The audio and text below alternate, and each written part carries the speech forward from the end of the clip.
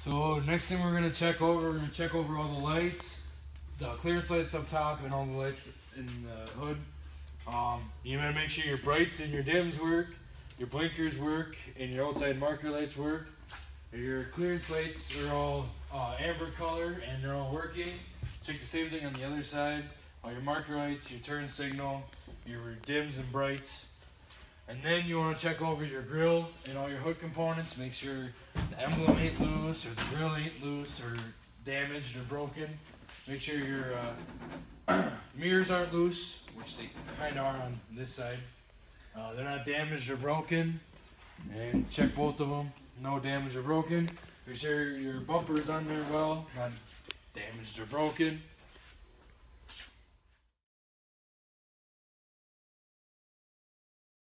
Alright, so starting off our pre-trip inspection, starting on the right side of the vehicle. Just going through, you know, I like to go from inside the motor to out. What you want to do is just make sure none of your clamps are loose, just like on the EGR. Make sure everything is bolted down tight. Make sure the boots are good on your air-to-air.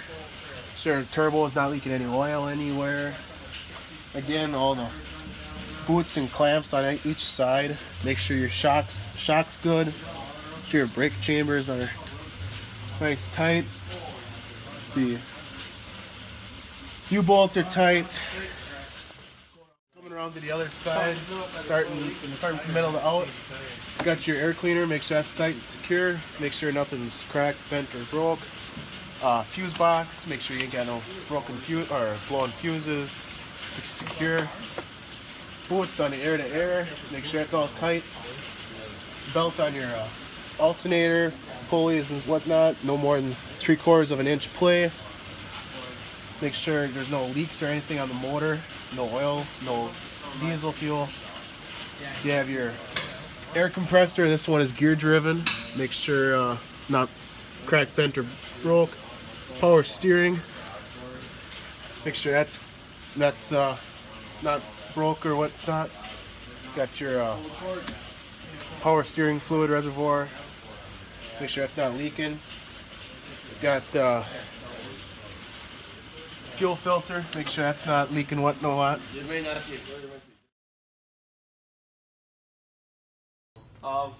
we're going to check the frame, make sure it's not bent or broken or cracked anywhere and that there's no illegal welds on it. Then we're going to check that there's minimal steering play in the steering column and there's no breaks or cracks on it at all. We're going to check the steering box, make sure there's no breaks or cracks in between the nuts and bolts, and make sure it's secure, and make sure the pit arm is secure, there's no breaks or cracks in that. Make sure the castle nut and cotter key is intact. Make sure the drag link is secure, there's no breaks or cracks in that at all. Make sure that the castle nut and cotter key are intact. You're going to check the tie rod, make sure that's secure, there's no breaks or cracks in there, and the castle nut and cotter key are intact. Check your brakes, make sure there's minimal play in the slack adjuster. You gotta make sure the chamber is secure and that the hoses to it aren't broken or leaking at all. And you gotta make sure the shock is secure, there's no leaks coming from it at all. Check your springs, make sure they're none that are broken or cracked. Make sure your U-bolts are secure and that there's no shiny parts underneath because that indicates that they're loose. You need to check the brake drum, make sure there's no that's not cracked, there's no illegal welds on it. Gotta check your brake shoes, make sure that they're proper height and stuff. On the tire, you gotta make sure there's at least 30 seconds of tread depth on it. Make sure there's no bulges or cracks on the side of it. Gotta check all your nuts, make sure that that they're all tight. There's no rust rings around them. There's no cracks in between them. If you can, you should make sure that the hub is free of oil and grease. Make sure that there's no broken wheel seal or anything. In the back tire, you gotta make sure that there's at least 2 or 30 seconds of tread depth on it. You gotta make sure there's no bulges or cracks on the side of the tire. Again, make sure all your nuts are secure on all of them. There's no rust rings around them. There's no cracks in between them. Gotta make sure the rim is not bent at all. There's no welds on it. You gotta make sure that the valve stem is secure and that there's a cap on it. If you can, make sure the hub is free of oil and grease. You gotta make sure that the brake drum is not broken or cracked. Make sure the brake pads have this good thickness to it. You gotta make sure your torque arm is secure. There's no breaks or cracks on that. Make sure your U-bolts are secure. There's no breaks in there at all. There's no shiny components. Make sure your airbag is good. There's no breaks or rips or cracks in that at all. Make sure your shock is secure. There's no leaks coming from that. And make sure there's no leaks coming from the differential. Alright, so we're going to inspect the fifth wheel. Making sure everything is securely mounted. There's no welding. The fifth wheel moves. Making sure there's adequate grease. Pivots nice and smooth. Then we are going to check our lights in back. Make sure they're the proper colors. They light up. And yeah. Alright, we're looking at the glad hands up in here. Make sure they're not cracked. That they're in good condition. We're also going to look at the power line. Make sure that's not corroded. All the pins are clean. And then look at the two tanks. Make sure they're secured properly. There's no leaks underneath. The caps fit nice. We're also checking the trailer protection valve. Make sure that's nice and secure. Make sure that's not leaking. All right. So next thing we gotta check over the interior of the truck and check over the gauges and make sure they work. So you see as they're doing the self sweep to make sure that they're all aligned and everything. And then you check over your air system, make sure you got air in the truck. If you run the truck,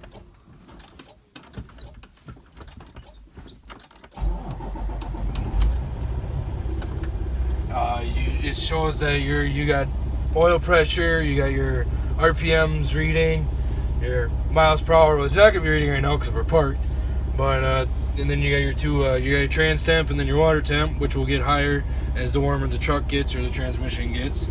Now we're gonna do the brake test, where we're gonna check over the brake system. With the brakes unapplied, you should have no less than 2 psi or 3 psi of lost air with the brakes not applied. So we're just in here. I just released the parking brake, so it's a little bit of air leak. But just sit here for for 60 seconds and see if we lose any air.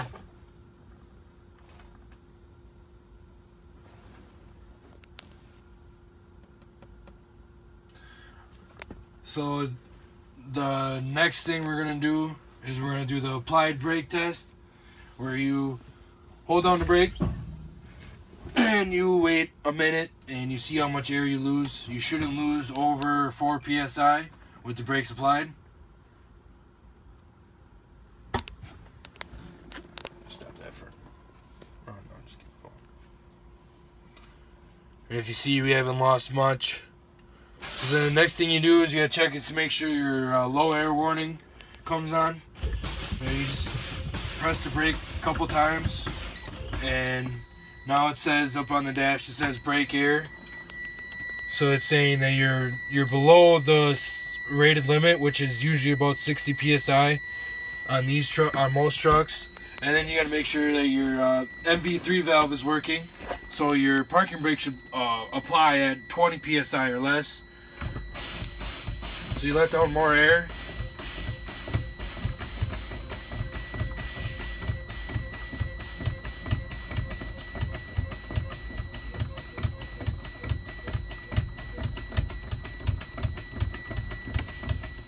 And you can see it applied.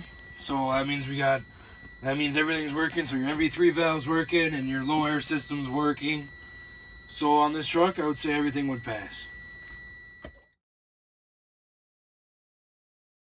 We gotta check over. We gotta make sure all the gauges and everything work. Your power works.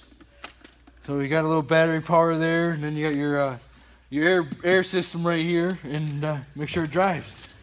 So I think we're good.